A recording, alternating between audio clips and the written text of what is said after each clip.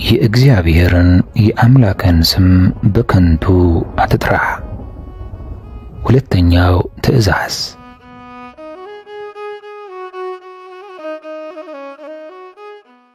የእግዚአብሔር የአምላክን ስም በከንቱ አትጥራ።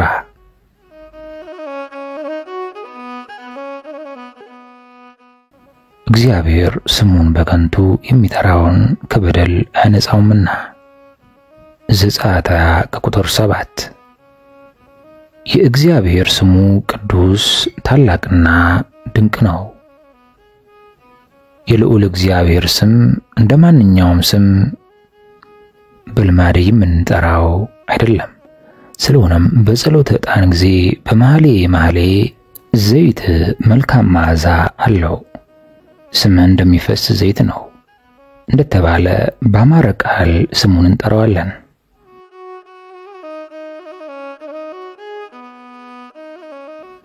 እመቤታችን ቅድስት ድንግል ማርያም በጸሎቷ ብርቱ የሆነ እርሱ በእኔ ታላቅ ነገርን አድርጓልና ስሙም ቅዱስ ነው ብላለች።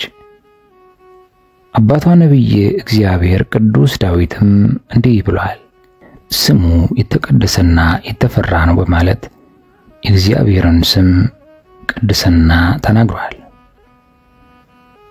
የእግዚአብሔር ስም ቅዱስ በመሆኑ ጌታችን ኢየሱስ ክርስቶስ ለደቀ መዛሙርቱ ባስተማረው ጸሎት ስም ይቀደስ እንድንለው ነግሮናል።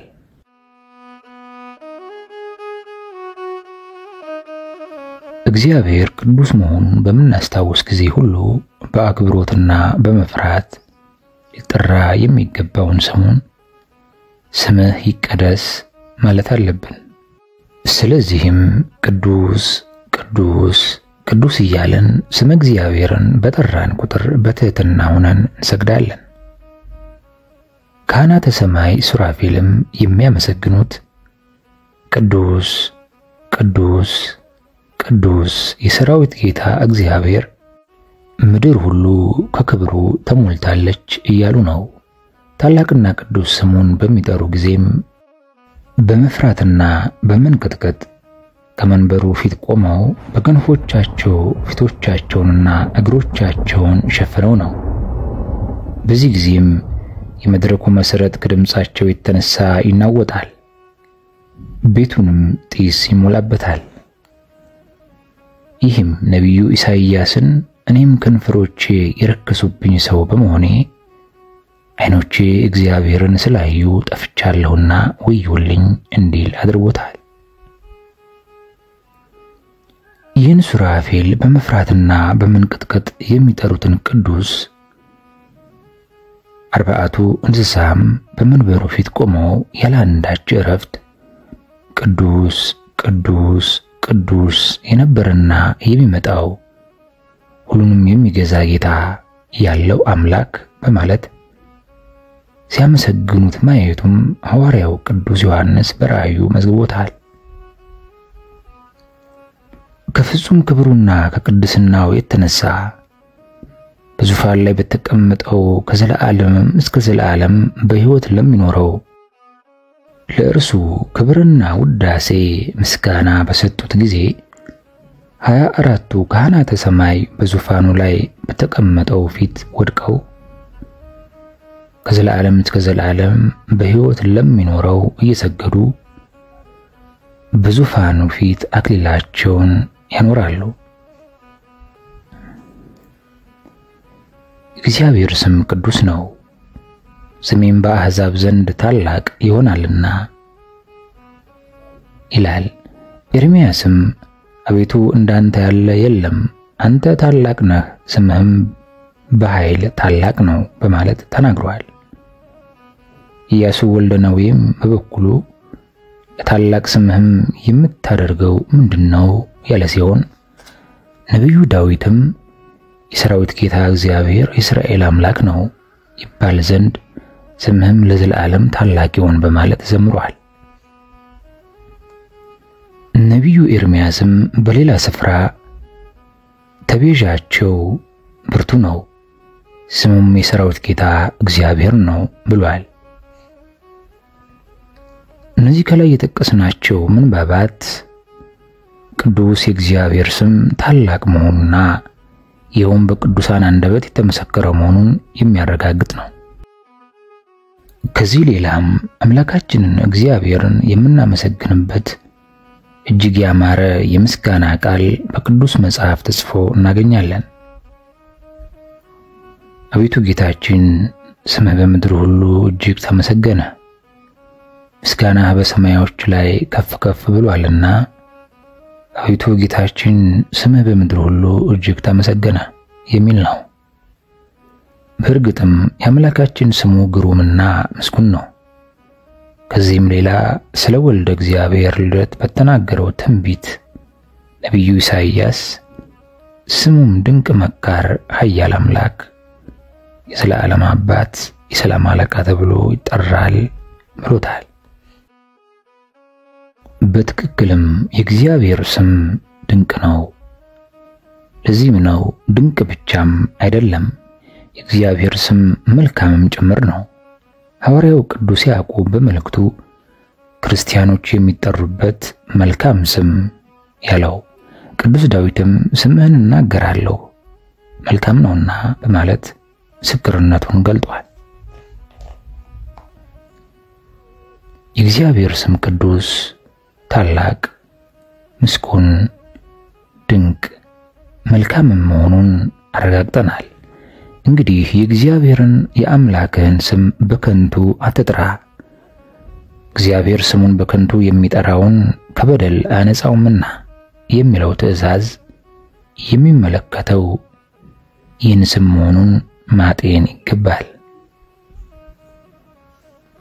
የትእዛዙም ዋና ዓላማ የእግዚአብሔር ቅዱስ ስም ንጹሕና መላእክት እንኳ በመፍራትና በመንቀጥቀጥ የሚጠሩት ክቡር በመሆኑ የሰው ልጆችም አክብረውት ክብርን እንዲያገኙ ነው። የእግዚአብሔር ስም ድንቅ ተአምራትን ያደርጋል። እግዚአብሔር አገልጋይ የሆነው ሐዋርያው ቅዱስ ጴጥሮስ በቤተ መቅደስ ደጃፍ ተቀምጦ ይለምን ለነበረው ነዳይ ሰው የሰጠው መልስ የዚህ ማረጋገጫ ነው። ብርና ወርቅ የለኝም፣ ይህንን ያለኝን ግን እሰጥሃለሁ። በናዝሬቱ በኢየሱስ ክርስቶስ ስም ተነሳና ተመላለስ ባለው ጊዜ ሰውየው ተነስቶ ተመላለሰ። ቅዱስ ጴጥሮስንና ቅዱስ ዮሐንስን ይዘው በመካከል አቁመው በምን ያህል ወይስ በማን ስም እናንተ ይህንን አደረጋችሁ ብለው በጠየቋቸው ጊዜ ቅዱስ ጴጥሮስ እናንተ በሰቀላችሁት በናዝሬቱ በኢየሱስ ክርስቶስ ስም ነው በማለት የተናገረው እውነተኛውና ድንቅ ተአምራት ሁሉ ሊደረግ የሚችለው በእግዚአብሔር ስም ኃይል መሆኑን የሚያስረዳ ነው። ስለዚህም ነው አባቶቻችን ሐዋርያት እግዚአብሔርን አሁንም ጌታ ሆይ ለመፈወስም እጅህን ስትዘረጋ በቅዱስ ልጅህም በኢየሱስ ክርስቶስም ስም ምልክትና ድንቅ ሲደረግ ባሪያዎች በፍጹም ግልጥነት ቃልህን እንዲናገሩ ስጣቸው በማለት በጸሎት የጠየቁት።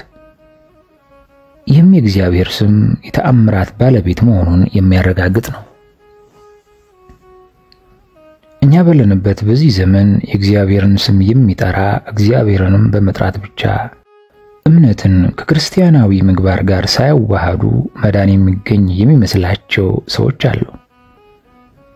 እነዚህ ራሳቸው ተሞኝተው ሌሎችንም የዋሆች የሚያሞኙ ስሙን ከመጥራት ቃሉንም ከመናገር በቀር ፈጽመው ለአምላክነቱ በሚገባ ሃይማኖት የማያመልኩት የሚናገሩትን ቃላትንም ሁሉ በምግባር ፈጽመው የማያውቁት የስም ክርስቲያኖች ሁሉ በፍርድ ቀን በፊቱ ቆመው ምናልባት ጌታ ሆይ ጌታ ሆይ በስምህ ትንቢት አልተናገርንምን? በስምህ አጋንንት አላወጣንምን?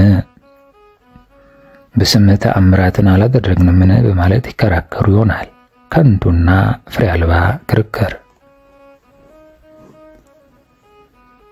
ስሙ ኃያል ድንቅና ቅዱስ ነውና ተአምራት ያደርጋል። ይህ በእግዚአብሔር ክብር ስም የተደረገ ተአምር ግን ምግባር በተለየው እምነት እንደ ቃሉ ሳይኖሩ ጌታ ሆይ ለሚሉ ግብዞች ሁሉ መዳኛ ሊሆን አይችልም። ስለሆነም የእግዚአብሔርን ስም ለአጋንንት ድል መንሻ ለምስጋናና በጸሎት ጊዜ በልመና በትህትና ሆኖ ሊጠሩት የሚገባ እንጂ ተገቢ ባልሆነ ስፍራና ንጹህ ፍጹም ባልሆነ እምነት እንዲሁ በከንቱ የማይጠሩት መሆኑ በማስተዋል እንድንኖር ያስፈልጋል። የእግዚአብሔር ስም ለአጋንንት አስፈሪና አስደንጋጭ ነው። በቅዱስ ወንጌል እንደተጻፈው ሰባውን በደስታ ተመልሰው ጌታ ሆይ አጋንንትስ እንኳ በስምህ ተገዝተውልናል አሉት የሚለው ቃል ስሙ አጋንንትን የሚያስደነግጣቸውና የሚገስጻቸው መሆኑን የሚያስረዳ ነው። እነዚህ 72ቱ አርድእት ምንም እንኳን ለአገልግሎት አዲስ የነበሩ ቢሆንም አጋንንትን የማውጣት ስልጣን ተሰጥቷቸው እንደነበረ እንመለከታለን። ይህም ጌታ ያመኑትንም እነዚህ ምልክቶች ይከተሏቸዋል፣ በስሜ አጋንንትን ያወጣሉ፣ በአዲስ ቋንቋ ይናገራሉ በማለት የገባው ቃል ኪዳን ይፈጸም ዘንድ ነው። ማርቆስ 16 ከቁጥር 17። ቅዱሳን አባቶቻችን ሐዋርያት በዚህ ቃል ኪዳን መሰረት አጋንንትን ሲያወጡ እንደነበረ በመጽሐፍ ቅዱስ ተመዝግቦ ይገኛል። ሐዋርያው ቅዱስ ጳውሎስም በፊልጵስዩስ በአጋንንት መንፈስ በመታገዝ እየተነቆለች ለጌቶች ገንዘብ ታስገባ የነበረችውን ሴት ካደረባት ጋኔን መፈወሱ ለዚህ አንድ ማስረጃ ነው። ሐዋርያውም በሴቲቱ የደረሰውን የጋኔን መንፈስ ከርሷ እንድትወጣ በኢየሱስ ክርስቶስ ስም አዛለሁ አለው። በዚህም ሰዓት ወጣ። ይህ ሁሉ እንግዲህ የእግዚአብሔርን ስም በመጥራት ቅዱሳን በሙሉ የአጋንንትን ሰራዊት ሲያንቀጠቅጧቸው የሚኖሩና ዛሬም ቢሆን ይሄው የእግዚአብሔር ቅዱስ ስም የአጋንንት ጸር መሆኑን የሚያስገነዝብ ነው። በዚህ የከበረ ስም በመጠቀም ሰዎችን የሚያሳስቱ ክፉዎች አጋንንትን በስም አላወጣንምን በማለት በፍርድ ቀን የሚከራከሩ መሆኑ በመጽሐፍ ተመዝግቧል። የእግዚአብሔር ቅዱስ ስም በተጠራበት ስፍራ ርኩሳን አጋንንት መጨነቃቸው ኃያል ስሙ አስፈሪና አስደንጋጭ በመሆኑ ነው እንጂ ስለዚህ ሐሳውያን ጽድቅ አይደለም። በስም አጋንንትን አላወጣንምን በማለት የሚከራከሩት ክፉ ሰዎች በስሙ እያሳሳቱ ስለሰሩት ክፉ ሥራ ከፍርድ የማይድኑ መሆኑ የእግዚአብሔር ስም በአጋንንት ላይ የሚሰራው ኃይል ለኃጢአተኛ ሰው የጽድቅ ምስክር ሊሆን የማይችል መሆኑን የሚያረጋግጥ ነው። ይህ ቅዱስ የእግዚአብሔር ስም ታዲያ እንዲህ ኃይል የሚያደርግ ሲሆን በየስፍራውና በየአጋጣሚ ሁሉ በከንቱ ስንጠራው ጥቂትም አናፍር ይሆናል። ለእርሱ የሚገባውን በመፍራትና በመንቀጥቀጥ በአክብሮት ልንጠራው የሚገባ እንጂ ለክብሩ በማይስማማ አጋጣሚ ሁሉ ልንጠራው አያስፈልግም። የእግዚአብሔር ስም በችግር ጊዜ መጠጊያ ነው። ስለ ቅዱስ ስሙ በባለቤቱ በእግዚአብሔር የተነገሩት ቃላት ጣፋጮችና መጽናናትን የሚሰጡ የተወደዱ ናቸው። በመጽሐፍ ምሳሌ የእግዚአብሔር ስም የጸና ግንብ ነው፣ ጻድቅ ወደ እርሱ ሮጦ ከፍ ከፍ ይላል ተብሎ እንደተነገረ፣ ነቢዩ ቅዱስ ዳዊት ደግሞ ይህን በተግባር ስላየና ስላረጋገጠው አሕዛብ ሁሉ ከበቡኝ፣ በእግዚአብሔር ስምም አሸነፍኳቸው፣ መክበቡንስ ከበቡኝ፣ በእግዚአብሔር ስም አሸነፍኳቸው፣ ንብ ማርን እንደሚከብ ከበቡኝ፣ እሳትም በእሾህ ውስጥ እንደሚነድ ነደዱ፣ በእግዚአብሔርም ስም አሸነፍኳቸው በማለት ተናግሯል። በሌላ ቦታ ደግሞ ረድኤታችን ሰማይና ምድርን በሰራ በእግዚአብሔር ስም ነው በማለት ነገሩን አጠቃሏል። በመዝሙር 123 ከቁጥር 8 ላይ ቀደም ብሎም በተለምዶ አነጋገር በአንተ ጠላቶቻችንን እንዋጋቸዋለን፣ በስምም በላያችን የቆሙትን እናዋርዳቸዋለን በማለት የተናገረው ለዚህ ነበር። በመዝሙር 143 ከቁጥር 5 አቤቱ በስምህ አድነኝ በማለትም እግዚአብሔርን ለምኗል። መዝሙር 53 ከቁጥር 1 እግዚአብሔር ሁሉ ጊዜ በቅዱስ ስሙ እንድንታመን ይፈልጋል። በነቢዩ ኢሳይያስ አድሮ በእግዚአብሔር ስም የሚታመን በአምላኩም የሚደገፍ ማን ነው በማለት የጠየቀው ጥያቄ ይህን የሚገልጽ ነው። በሶፎንያስ ደግሞ በመካከልሽም የዋህና ትሑት ሕዝብን አስቀራለሁ በእግዚአብሔርም ስም ይታመናሉ በማለት ስሙ መጠጊያ መታመኛ መሆኑን ገልጿል። ሶፎንያስ 3 ከቁጥር 12 በዳዊት መዝሙርም ነፍሳችን እግዚአብሔርን ተስፋ ታደርጋለች ረዳታችንና መጠጊያችን እርሱ ነውና ልባችን በእርሱ ደስ ይለዋልና በቅዱስ ስሙም ታምነናል የሚለው ቃል ተነግሯል። ይህ ሁሉ የመጽሐፍ ክፍል የሚያስረዳው የእግዚአብሔር ቅዱስ ስም በችግር ጊዜ ቢጠሩት መጽናኛ ቢታመኑበት መጠጊያ መሆኑ ነው።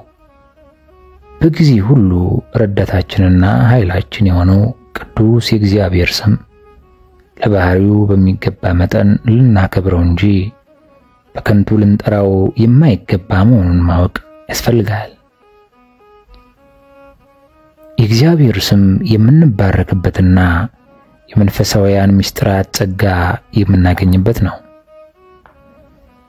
በቤተ ክርስቲያናችን ትምህርት ሃይማኖት እንደተማርነው ሁሉ ወደ ምስጢራት የሚያደርሰንን የጥምቀት ጸጋ የእግዚአብሔር ልጅነት የምናገኘው ስመ ሥላሴን በመጥራት በስሙም በመባረክ ነው። ይህም ጌታችን መድኃኒታችን ኢየሱስ ክርስቶስ ለደቀ መዛሙርቱ እንግዲህ ሂዱና አሕዛብን ሁሉ በአብ በወልድና በመንፈስ ቅዱስ ስም እያጠመቃችኋቸው ደቀ መዛሙርት አድርጓቸው በማለት በሰጠው ትእዛዝ ይታወቃል። ይህ እንግዲህ እግዚአብሔር በስሙ ታጠምቅና ልጆችን ታበዛለት ዘንድ በአበው ሐዋርያት አማካኝነት ለቤተ ክርስቲያን የሰጣት ስልጣን ነው። በዚህ ሰማያዊና አምላካዊ ስልጣን በመጠቀም የሐዋርያት አለቃ የሆነው ቅዱስ ጴጥሮስ በበዓለ ሃምሳ ዕለት የተሰበሰቡትን ሁሉ ንስሐ ግቡ ኃጢአታችሁንም ይሰረይ ዘንድ እያንዳንዳችሁ በኢየሱስ ክርስቶስ ስም ተጠመቁ በማለት ስም እግዚአብሔርን ጠርቶ የልጅነት ጸጋ ሰጥቷቸዋል። ስለ ምስጢረ ቀንዲል የተጻፈውንም ብንመለከት ከናንተ የታመመ ማንም ቢኖር የቤተ ክርስቲያንን ሽማግሌዎች ካህናት ወደ እርሱ ይጥራ በጌታም ስም እርሱን ዘይት ቀብተው ይጸልዩለት የሚል እናነባለን። ይህ ቃል ለታመመ ሰው የሚፈጸምን ምስጢረ ቀንዲል በእግዚአብሔር ስም ማከናወን እንዲገባ የሚያስረዳ ነው። በልዑል እግዚአብሔር ስም ምስጢራትን የመፈጸም ስልጣን የተሰጠው ደግሞ ለካህኑና ለቄሱ ነው። ካህኑም ሕዝቡን የሚባርከው የእግዚአብሔር በረከት በእናንተ ላይ ይሁን በእግዚአብሔርም ስም እንመረቃችኋለን እያለ ነው። በተጨማሪም ምስጢራትን ሁሉ የምንሳተፍባት ቅድስት ቤተ ክርስቲያን ቅዱስ ስሙን የተሸከመች የእግዚአብሔር ማደሪያ ናት።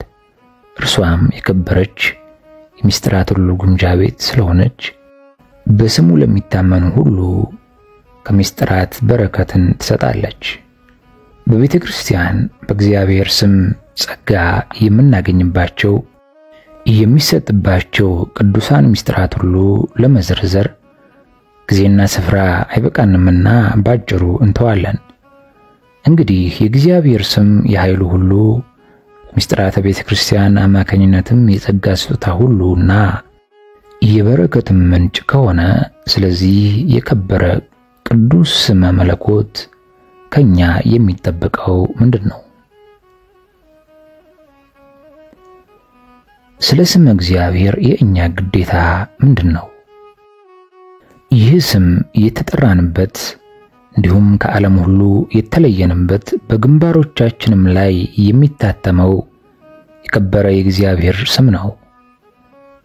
ለዚሁ ሕያው ስም ልናደርገው የሚገባን ምንድነው? ይህ ቅዱስ ስም የእግዚአብሔር ስም ነውና ልናከብረው በመፍራትም በመንቀጥቀጥም ልንጠራው ይገባል። ነብዩ ሙሴ አምላከ እግዚአብሔር የተባለውን የተመሰገነውና የተፈራውን ስም ባትፈራ በማለት እንዳስጠነቀቀ ስሙን የሚፈሩ የሚያከብሩትም የሚገባቸውም መንፈሳዊ ዋጋ ያገኛሉ። በራእይ ለባሪዎችም ለነቢያትም ለቅዱሳን ስምህን ለሚፈሩ ለተናናሾችና ለተላላቆች ዋጋቸውንም ትሰጥ ዘንድ የሚል ተጽፏልና። ቅዱሳን የሆኑ የሰማይ ሰራዊት በመፍራትና በመንቀጥቀጥ የሚጠሩትን የእግዚአብሔርን ስም በታላቅ ትሕትና ሆነን ተቀደሰ ስምህን ኃጢአት ባረከሰው አንደበታችን መጥራት የሚገባን አይደለም እያል በክብር ልንጠራው ይገባል። ነቢዩ ቅዱስ ዳዊትም እግዚአብሔርን ከኔ ጋር ታላቅ አድርጉት፣ በአንድነትም ስሙን ከፍ ከፍ እናድርግ በማለት ሁሉም ሰው የእግዚአብሔርን ስም ከፍ ባለ ክብር እንዲጠራ መክሯል። ይህን ቅዱስ ስም ስንጠራ በመፍራትና በማክበር ብቻ ሳይሆን በፍጹም ፍቅርም መሆን ይኖርበታል። ይህ ፍቅርም የእግዚአብሔርን ጥበቃ ፍጹም መውደድና ቸርነቱ ከእኛ ጋር እንዲሆን ያደርጋል።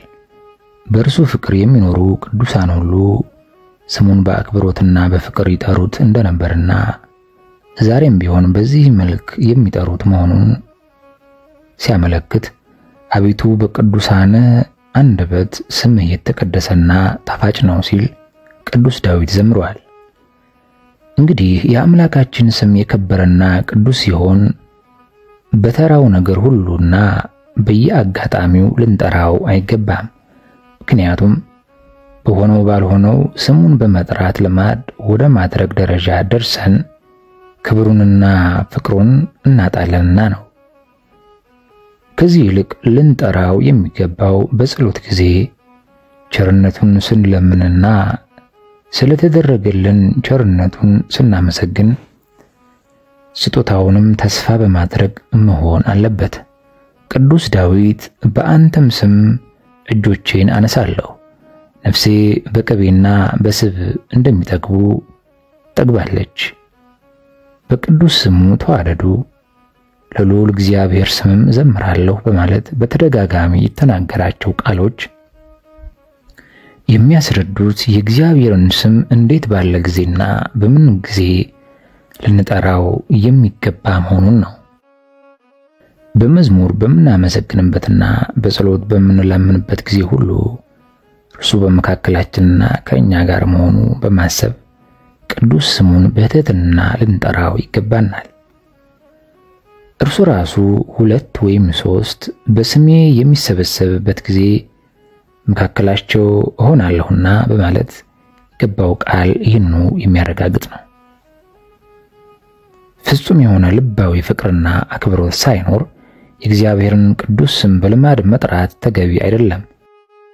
እንደ አሕዛብ ባለ ልማድ የልቦና ምንም ሳይኖር በአንደበት በመናገር ብዛት የሚገኝ አንዳችም ጥቅም የለምና ማቴዎስ ወንጌል ምዕራፍ 6 ከቁጥር 7 የስመ እግዚአብሔር አጠራራችንና ጸሎታችን ሁሉ ለታይታና ለክብር ወንበር ለማግኘት ይደክሙ ከነበሩት ጻፎችና ፈሪሳውያን የተለየ መሆን ይኖርበታል።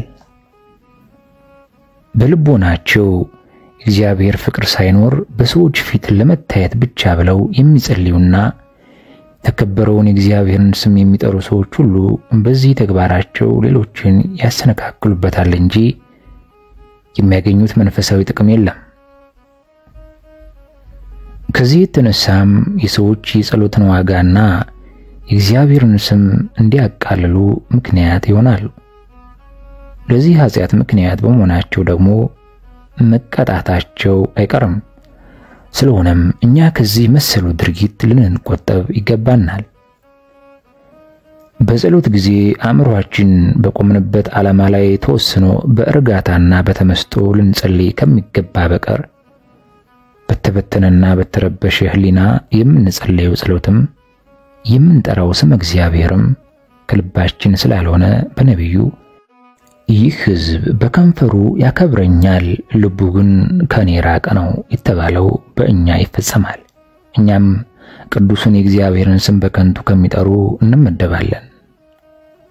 ጌታ ሆይ የሚሉኝ ሁሉ መንግሥተ ሰማይ የሚገቡ አይደሉም የተባለላቸውና በፍርድ ቀንም በከንቱ ስለጠሩት ስም እግዚአብሔር ተገቢውን ዋጋ ለመቀበል በዙፋኑ ፊት በሚቆሙ ጊዜ ጌታ ሆይ በስምህ ትንቢት አልተናገርንምን? በስምህ አጋንንትን አላወጣንምን? የሚሉትና ስሙን በመጥራታቸው ብቻ ከፍርድ ያልዳኑትን ሁላ የተጠቀሱበት የጌታ ቃል የሚያስተምረን የእግዚአብሔርን ስም በምንጠራበት ጊዜ ሁሉ ግዴታችን ምን መሆኑን በመገንዘብ ተገቢውን ጥንቃቄ እንድናደርግ ነው። ማቴዎስ ወንጌል ምዕራፍ 7 ከቁጥር 22 ላይ ለውይይት ተሰብስበው መርሃ ግብራቸውንም በስመ እግዚአብሔር ጀምረው በጸሎት የከፈቱትን ጉባኤ እግዚአብሔር የተገኘበትን ስብሰባ ለእግዚአብሔርም ስም የሚገባውን ክብር የሚያቃልሉ ሰዎችን የሚንቁ የእግዚአብሔርን ስም ክብር ረስተዋልና እግዚአብሔርን ስም በከንቱ የሚጠሩትን ከነሱ ጋር የሚደመሩ ይሆናሉ። መዝሙረኛው ባለቅኔ ቅዱስ ዳዊት የእግዚአብሔርን ስም አመስግኑ፣ ከዛሬ ጀምሮ እስከ ዘላለም ድረስ የእግዚአብሔር ስም ብሩክ ይሁን በማለት እንደተናገረ በጊዜው ሁሉ የእግዚአብሔርን ስም ማክበርና ከፍ ከፍ ማድረግ ከእኛ የሚጠበቅ ነው። ጻድቁ ኢዮብም እግዚአብሔር ሰጠ፣ እግዚአብሔር ነሳ፣ እግዚአብሔር ስም የተመሰገነ ይሁን በማለት የተናገረው ቃል በደስታና በሰላም ጊዜ ብቻ ሳይሆን በመከራም በፈተናም ጊዜ ቢሆን የእግዚአብሔርን ቅዱስ ስም በአክብሮትና በፍቅር መጥራት የሚገባ መሆኑን የሚያስተምር ነው። ከዚህ ሁሉ የምንማረው በምንሰራው ሥራ ሁሉ የእግዚአብሔርን ስም ከፍ ከፍ ማድረግ ዓላማችን ሊሆን የሚገባው መሆኑን ነው። በቅዱስ መጽሐፍ የምናገኘው ታሪኮች በጸሎትና በምስጋና ብቻ ሳይሆን በተገቢው ጊዜና ስፍራ የእግዚአብሔርን ስም በመጥራትና የከበረ ስሙን ከፍ ከፍ ማድረግ የሚቻል መሆኑን አስተምሮናል። አባታችን አብርሃም በሄደበት ስፍራ ሁሉ መሠዊያን እየሰራ የእግዚአብሔርን ስም ይጠራ ነበር። ልጁ ይስሐቅም እንደ አባቱ ያደርግ ነበር። ነቢዩ ቅዱስ ዳዊትም የመድኃኒትን ጽዋ እቀበላለሁ፣ የእግዚአብሔርን ስም እጠራለሁ ብሏል። ነቢዩ ሳሙኤል የእግዚአብሔርን ስም በሚገባው ስፍራ በክብር ከጠሩት ቀደምት ቅዱሳን መካከል አንዱ ነው። ይህንም ቅዱስ ዳዊት ሳሙኤልም ስሙን በሚጠሩት ዘንድ ነው ሲል አመስክሮታል። ሐዋርያው ቅዱስ ጳውሎስ እንደተናገረው የጌታን ስም የሚጠራ ሁሉ ይድናል። ሁላችን አግባብ ባለው ሁኔታ የተቀደሰውን የእግዚአብሔርን ክቡር ስም በመፍራትና በመንቀጥቀጥ እየጠራን ለመዳን መዘጋጀት አለብን። የስም እግዚአብሔር ክብር እንዲሰበክና እንዲታወቅ በሰዎች ሁሉ ልቦናም የክብር ስፍራ እንዲኖረው በትህትና ሆኖ ስሙን መጥራት ያስፈልጋል። እግዚአብሔር ስለ ስሙ መሰበክና መታወቅ ልበደንዳናውን ፈርዖንን እንኳን እንዳስነሳው በመጽሐፍ ተነግሯል። ኃይሌን በአንተ አሳይ ዘንድ ስሜን በምድር ሁሉ ይነገር ዘንድ ለዚህ አስነሳሁ ይላልና። በስሙ የምናምን በእርሱም የምንታመን እኛ ደግሞ እርሱን ለዓለም ሁሉ ለማሳወቅ በትሑት ልቦና ስሙን ያለማቋረጥና በክብር ልንጠራው ይገባል። መድኃኒታችን ኢየሱስ ክርስቶስ የባሕርይ አባቱ አብን በመጥቀስ ከዓለም ለሰጠኸኝ ሰዎች ስምህን ገለጥኩላቸው፣ ስምህን አስታወቅኳቸው፣ አስታውቃቸውም አለሁ በማለት የተናገረውን ሐዋርያው ቅዱስ ጳውሎስ ደግሞ ስምህ ለወንድሞቼ እነግራቸዋለሁ ያለውም ቢሆን የሚያስገነዝበን ስም እግዚአብሔርን በአግባብ መጥራት ሌሎች ስለዚህ ክቡር ስም መስበክ የሚገባ መሆኑን ነው። ይህን የከበረ የእግዚአብሔርን ቅዱስ ስም መስበክ ብቻ ሳይሆን ስለዚህ ስም መከራ መቀበልን፣ ስለ እግዚአብሔርን ስም ከክርስቲያኖች የሚጠበቅ ግዴታ መሆኑን ሲያጠይቅ ስለ ቅዱስ ጳውሎስ በተነገረ ጊዜ ጌታችን ኢየሱስ ክርስቶስ ስለ ስሜ ስንት መከራ ሊቀበል እንደሚያስፈልገው እኔ መልእክተዋለሁና ብሏል።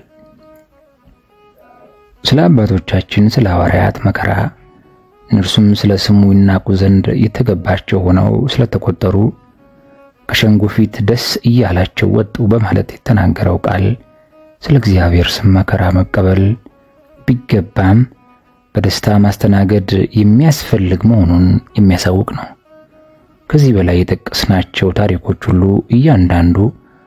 እያንዳንዱ ክርስቲያን ቅዱሱን የእግዚአብሔርን ስም በአምልኮ ሥርዓትም ሆነ በስብከት መካከል አስፈላጊ በሆነ ጊዜ ሁሉ በአክብሮት በመፍራትና በመንቀጥቀጥ ሊሰራው ከሚገባው በቀር በከንቱ ያነሳው ዘንድ የማይገባ መሆኑን የሚያስተምሩ ናቸው። ይህ ስለ ስም እግዚአብሔር ልንፈጽመው የሚገባ ግዴታችን ነውና በአግባቡ ልናከብረው ያስፈልጋል። ስለ መሐላ በቀጣይ ክፍል የምናቀርብ ይሆናል።